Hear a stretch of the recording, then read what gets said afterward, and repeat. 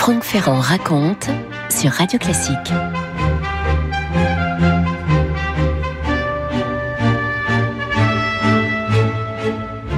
À l'été 1591, cela fait 33 ans que la reine Élisabeth Ier règne sur l'Angleterre. La reine vierge, l'extraordinaire souveraine rousse, 33 ans. À la même époque, 91, Henri IV est en train de conquérir son trône. Et en Espagne, c'est le règne du roi Philippe II, le fils de Charles Quint, celui qui a envoyé contre Élisabeth l'invincible Armada. Et bien justement, nous sommes dans le port de Plymouth, on est au sud-ouest de l'Angleterre à la fin du mois d'août. En cette période de grande navigation, de lointaines explorations, une flotte de 5 navires est prête à lever les voiles. Elle est commandée par un célèbre corsaire anglais, Thomas Cavendish. Les Anglais connaissent Cavendish par cœur et ses aventures. Il a déjà fait un tour du monde et il est rentré les cales bourrées d'or à craquer. Sa mission cette fois-ci, atteindre les côtes du Brésil, qui sont contrôlées par les Portugais. Il faut vous dire qu'on est à cette époque où le Portugal est sous domination espagnole. Donc, quand ce sont les Portugais qui contrôlent le Brésil, ça veut dire qu'en vérité, c'est le roi Philippe II. Il s'agit d'aller prendre l'île de Santos, depuis l'île de Santos, descendre jusqu'au détroit de Magellan et puis remonter par l'océan Pacifique. La reine Élisabeth, entend contrer l'influence des Espagnols et son but au passage, c'est d'aller contrôler le détroit de Magellan, qui est extrêmement stratégique, évidemment. Il est sur une route devenue tellement importante. À bord du Leicester, un jeune soldat, quand je dis jeune, il est carrément très jeune, c'est un adolescent, il a 15 ans à peu près, il s'appelle Anthony, alors ça s'écrit Knivet, mais ça se dit Nevet. Il est issu d'une famille aristocratique, mais alors vraiment pas très reluisante. J'ai envie de dire le 2e rang de l'aristocratie. C'est un garçon naïf, robuste, intelligent. Robuste et intelligent, quand on veut naviguer, ça peut être utile, évidemment. Il parle déjà l'espagnol et s'est mis au portugais. Il est malin comme un singe, ce petit Anthony. Il est très observateur et c'est à lui qu'on va devoir ce récit extraordinaire sur lequel je vais m'appuyer. Les admirables aventures et singulières infortunes d'Anthony Nevet. Le texte constituera une véritable mine d'or pour la couronne britannique et pour les navigateurs qui, évidemment, s'appuieront sur toutes les indications données. Ce sera aussi très intéressant pour faire l'histoire du Brésil. Alors voici ce qu'écrit le petit Anthony. Nous sommes partis de Plymouth dans le but de gagner les mers du Sud avec une escadre de 5 voiles. Nous avions laissé les côtes de l'Angleterre depuis 6 ou 7 jours quand nous croisâmes 19 bâtiments flamands au cours de la nuit. Sans regarder à leur origine, notre vice-amiral s'empara aussitôt de l'un d'eux et les autres ne durent leur salut qu'à la fuite. Bon, vous voyez un peu le ton est donné. On est bien à bord d'un navire corsaire qui a pour ennemis les Espagnols, les Portugais, les Hollandais et, accessoirement, les Français. Franck Ferrand sur Radio Classique. 3 mois plus tard, voici les côtes du Brésil qui se dessinent à l'horizon. Les marins sont complètement épuisés par cette traversée qui les a atteints à travers le scorbut, comme toujours. Ils sont affamés. Ils sont presque au bord de la mutinerie, il faut bien le dire. Ils vont mouiller devant Ilha Grande. On est à 40 000 au sud de Rio de Janeiro. Ils vont piller quelques maisons et faire à cette occasion provision de bananes, de manioc, de cochons et de poules. Bref, les voilà qui peuvent enfin un peu se reposer. Et l'on est déjà à la nuit de Noël, 24 décembre 1591.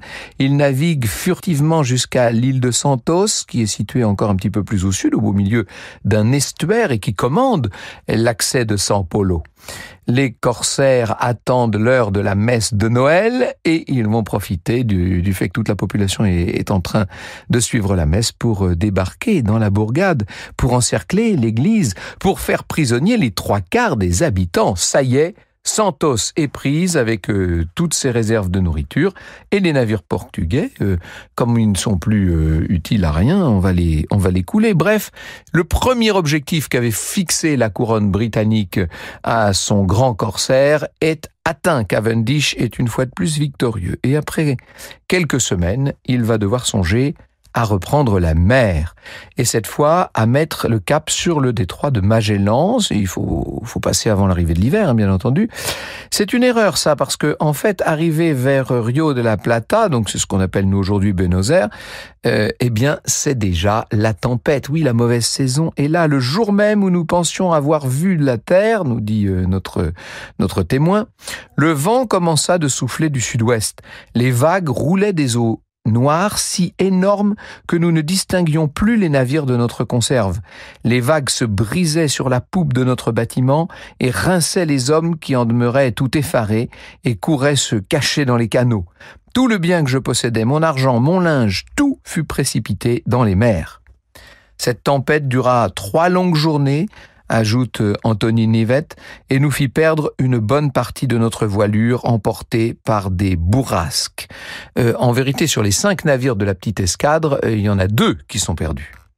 Alors les autres vont continuer vers le sud. On s'engage dans le fameux détroit de Magellan sans soupçonner l'hostilité du climat, les courants qui drossent les navires, le vent qui les frappe comme des espèces de fouets qui les déstabilisent, le froid aussi qui transperce les corps. 8 hommes meurent chaque jour, nous dit Nivette, vous imaginez ça ? J'étais pour ma part si souffrant dans ces parages que je fus par 2 fois porté aux écoutilles pour être jeté à la mer, dit-il. Dieu voulut néanmoins qu'au moment où les prières s'achevaient, comme l'usage le veut pour les trépasser, et que des mains se posaient sur moi pour me jeter par-dessus bord, je recouvrais la voie et supplier de n'être pas précipité dans les flots avant que d'être tout à fait mort. Oui, c'est la moindre des choses. Bref, face aux éléments, le commandant ordonne de faire demi-tour. On va, puisque c'est ainsi, remonter jusqu'à Santos, jusqu'à cette île. Seulement, une nouvelle tempête arrive. Elle surprend tout le monde et on perd encore un navire. Vous avez bien compté, maintenant il ne reste plus que 2 navires. Et dès qu'ils posent le pied à Santos, nos marins sont attaqués par les Portugais qui évidemment n'ont pas attendu leur retour et se sont armés de renforts. Les Anglais perdent 80 hommes, 40 sont blessés. Il faut vite repartir vers le sud jusqu'à l'île quasi déserte de San Sebastián, entre São Paulo et Rio de Janeiro. Et là, Anthony raconte qu'il est abandonné par le capitaine sur une plage avec 20 autres marins qui tous sont malades ou blessés, vous voyez un peu. Et lui-même, le gamin, perd connaissance. Quand il se réveille, il est le seul survivant. Ils avaient goûté une sorte de fève qui croît aux abords de la mer et qui les avait empoisonnés, raconte-t-il. L'autre version, c'est que Nivette est déserté, consterné par le fiasco absolu de l'expédition, qu'il se soit caché pour pas remonter à bord. Bref, ça on ne le saura jamais. Toujours est-il que 1 an après le départ, il est tout seul maintenant, livré à lui-même, au cœur d'un Brésil dont le moins qu'on puisse dire est qu'il est hostile. Vous écoutez Radio Classique. Ouais, il va falloir qu'il survive, Anthony Nivette. Il est tout seul maintenant sur son île de San Sebastián.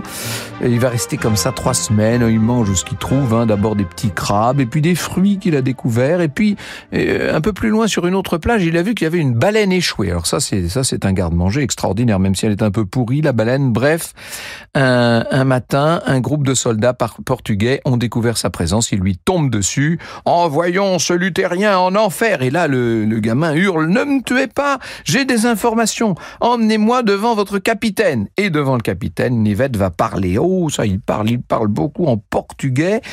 Ça a l'air suffisamment convaincant pour que le capitaine l'emmène à Rio. Et devant le gouverneur de la province, il va s'expliquer de nouveau. Le gouverneur en question, il s'appelle Salvador de Sá. Il faut vous dire que cette famille, les Sá, règne en maître sur la région depuis un demi-siècle. Le gouverneur ordonna alors de me placer dans un moulin à sucre, dit-il, où je demeurais 3 mois jusqu'à ce que les vêtements que je portais ne fussent plus que des loques. Je travaillais à charger des cannes à sucre et du bois sur une barque, allant et venant nuit et jour. La vie de gueux que je menais m'ôta tout goût pour l'existence. Je ne recevais ni linge ni nourriture, mais autant de coups que peut en souffrir un pauvre galérien. C'est un esclave, en fait. Le petit Anglais est devenu un esclave. Il va réussir quand même à s'échapper, sauf qu'on le rattrape, on le recolle au fer. Il plaide sa cause et finalement, on va le donner, comme on donnerait un animal, au fils du gouverneur, qui s'appelle Martin de Sá. Et voilà ce Martin qui l'emmène dans une bandeira. Il faut vous dire que ce qu'on appelle les bandeiras, ce sont des expéditions armées à l'intérieur du pays pour ramener des esclaves indiens qui sont soit achetés à des tribus amies, soit capturés parmi les tribus ennemies. C'est une sorte de nouveau commerce triangulaire. Il y a déjà le commerce triangulaire avec l'Afrique, bien sûr, seulement les esclaves indiens sont beaucoup moins chers que les esclaves africains. Ils sont là, sous la main. La vérité, c'est qu'ils sont en revanche de moins en moins nombreux.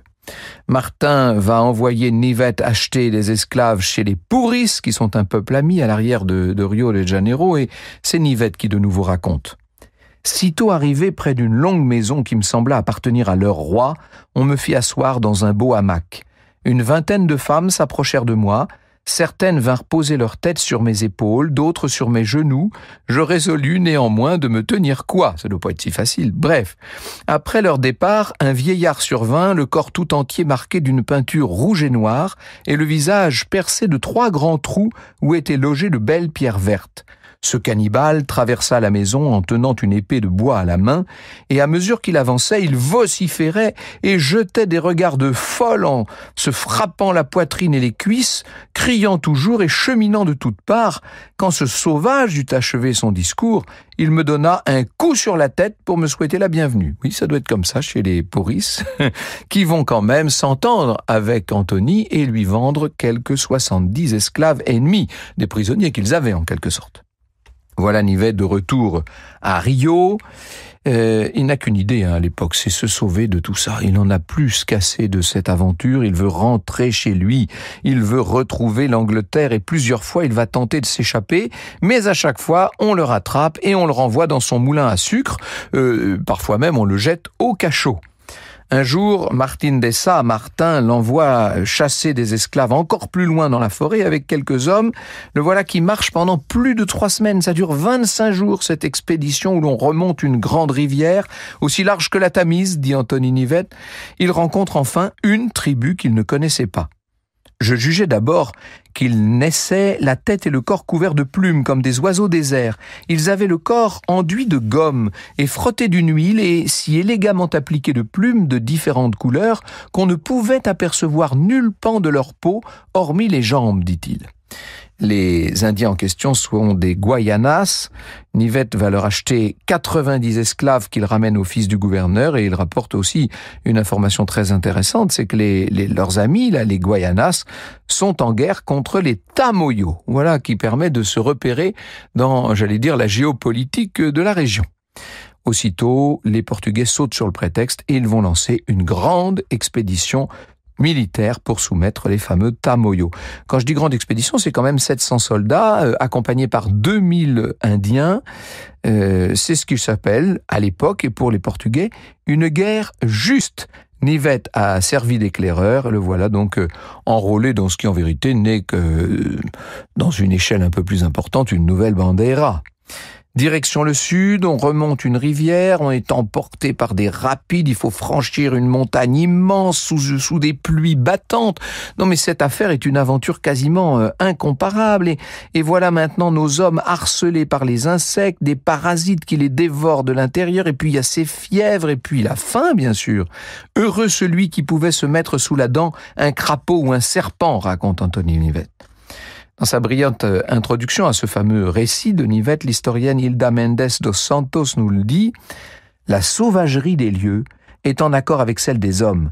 La relation s'attarde sur les crimes et les cruautés, mais aussi sur les superstitions et les légendes qui poussent ces corsaires des terres à aller toujours plus loin, animés par le gain que doivent procurer l'or et les Indiens. » On ne sait ce qui rapporte le plus d'ailleurs, et dans le cas de Nivet, ça semble être plutôt le commerce des Indiens. Alors, ça dure encore des semaines, on parvient en terre Tamoyo, seulement les Indiens, eux, là, les 2000 qui accompagnaient nos 700 soldats sont déjà partis, ils ont déserté la région. Les Portugais occupent un village pendant 3 mois, et puis considérant qu'ils contrôlent le pays, eh bien ils se disent qu'après tout, c'est peut-être pas la peine de rester sur place, les voilà repartis à Rio, pas tous, puisqu'une douzaine de volontaires vont poursuivre l'exploration vers le sud, et Nivet décide de rester avec eux. Il n'a pas envie de se retrouver de nouveau dans les geôles. Il faut préciser qu'il s'est battu avec un soldat, et qu'il est devenu vraiment la bête noire de la troupe. Il est passé maître dans l'art de l'embrouille et de l'esquive. Enfin, je vous fais pas un portrait de ce jeune homme. Vous avez compris tout à fait à qui nous avons affaire. L'Anglais et ses 12 compagnons construisent un canoë qui repart vers la rivière Jaguari cette fois. Et voilà qu'il faut de nouveau franchir des gorges. On débouche de là sur une vallée. Il faut se reposer sur la grève tant qu'on peut. Et puis soudain, se retrouver cerné par une multitude d'Indiens parce qu'ils sont là. Les Tamoyos. Ils sont là avec des pics qu'ils pointent sur les assaillants en hurlant de toute leur âme. Franck Ferrand sur Radio Classique. Ah, ça commence à aller mal pour le petit Anthony et pour les 12 bandeiros qui sont avec lui. Les voilà arrachés à leur cache. Ils sont ficelés littéralement par les Tamoyos qui les emmènent au village sur des grands bouts de bois. Devant les chefs, « Nous sommes portugais !» crient les soldats. Il n'y a que Nivet qui dit « Moi, je ne suis pas portugais, moi, je suis français !» Il sait... Nivette, il sait que les Tamoyos haïssent les Portugais, mais qu'en revanche, ils apprécient plutôt les Français parce qu'il y a quelques années, des Français les avaient soutenus. Bref, il y a un chef qui dit aux Portugais « Contemplez toutes les choses que vous aimez et faites-leur vos adieux, car jamais plus vous ne les verrez. » Et là, voilà les Indiens qui tuent un premier soldat et qui se mettent à le découper, et qu'ils font cuire, et qui se partagent les morceaux et qui les mangent. Voilà le sort réservé aux ennemis. Et Anthony, les yeux exorbités, voit tous ses compagnons qui sont comme ça, ficelés, égorgés, cuits et découpés en petits morceaux. Ils vont tous y passer, sauf lui, parce qu'il a dit qu'il était français. Ouf. Il a réussi à se faire comprendre des Tamoyos. Il va d'ailleurs vivre avec eux comme ça pendant 19 mois. Quand je dis comme ça, on ne doit pas manger de la chair humaine tous les soirs, rassurez-vous. Il enseigne l'art de la guerre à un certain nombre des combattants du village et lui-même d'ailleurs se dit qu'il a peut-être une occasion là de réduire l'influence des Portugais. N'oubliez pas qu'il est après tout engagé par la couronne d'Angleterre contre les Portugais. Il n'a pas oublié quelle était sa mission. Il va raconter qu'il emmène cette troupe jusqu'à l'embouchure du fleuve Iguape. À ce moment-là, ils attaquent le village d'une autre tribu dont les survivants s'empressent d'alerter les Portugais. Et à Rio, le gouverneur est informé de cette offensive des Tamoyos. Il envoie donc toute une escadre. Et alors là, cette fois, il ne s'agit plus de faire de quartier, inutile de vous dire. Il y a peut-être aussi, disons-le, une autre explication à la manœuvre de Nivette, c'est que sans doute il a manipulé les Tamoyos pour les livrer aux Portugais. Ça pourrait être le cas. D'ailleurs, le gouverneur de Rio reprend Nivette à son service et l'associe à d'autres bandeiras contre d'autres Indiens, ce qui laisse entendre qu'il n'était pas tellement fâché contre lui. Bref, on ne saura jamais la vérité. En tout cas, un jour, le gouverneur est remplacé, il est rappelé à Lisbonne, on est en 1598, vous voyez que le temps a passé, ça fait quand même 7 ans qu'on est parti. Ça, c'est la chance d'Anthony qui va pouvoir embarquer avec Salvador de Sá pour rentrer en Europe. Le 15 août 1599, il voit s'éloigner ces côtes brésiliennes et inutile de vous dire que pour lui, de les voir disparaître à l'horizon, ces côtes, c'est un grand soulagement. On finit par arriver à Lisbonne, il a fallu quand même 2 mois de voyage. Le premier réflexe de Nivette, c'est de fausser compagnie à son maître. Seulement, l'ex-gouverneur ne veut surtout pas laisser cet Anglais filer parce qu'il en sait beaucoup trop. Je fus aussitôt arrêté dans la rue, dit-il, comme un larron de renom, mené en prison, jeté dans un nouveau cachot, et j'y suis demeuré 3 jours sans recevoir la moindre nourriture. Grimpant le long du mur, désespéré, à moitié fou, j'arrachai un morceau d'une planche de bois de devant une grille de fer, et je me mis alors à crier si fort que beaucoup de gens vinrent à cette fenêtre, beaucoup eurent de moi pitié, mais nul ne put m'aider. Franck Ferrand sur Radio Classique. C'est sur ce cri suspendu dans les airs que s'achève le récit d'Anthony Nivette, récit qui s'interrompt. Mais vous connaissez Nivette, il est jamais à court de ressources. On a une note des archives anglaises qui signale son arrivée à Plymouth le 27 septembre 1601. Il y a écrit exactement 3 ourques venant du Portugal ayant à leur bord 2 négociants flamands et un Anglais nommé Anthony Nivette. Donc on sait qu'il a survécu, il est arrivé là. Il est rentré au pays 1601, ça veut dire qu'il avait passé 10 ans dehors. Il est conduit devant le secrétaire de la mère, qui s'appelle Robert Cecil. Et c'est là qu'il va raconter pendant toute une journée les aventures extraordinaires qu'il a vécues. Il fait le tableau de ce Brésil avec ses forêts, ses colons, ses esclaves, ses embûches de toutes sortes. Et il va faire un rapport extrêmement précis qui indique les fleuves, les tribus, les places fortes. Il indique, autant dire que Nivette, qui était parti soldat, est revenu espion. Vous écoutez Radio Classique.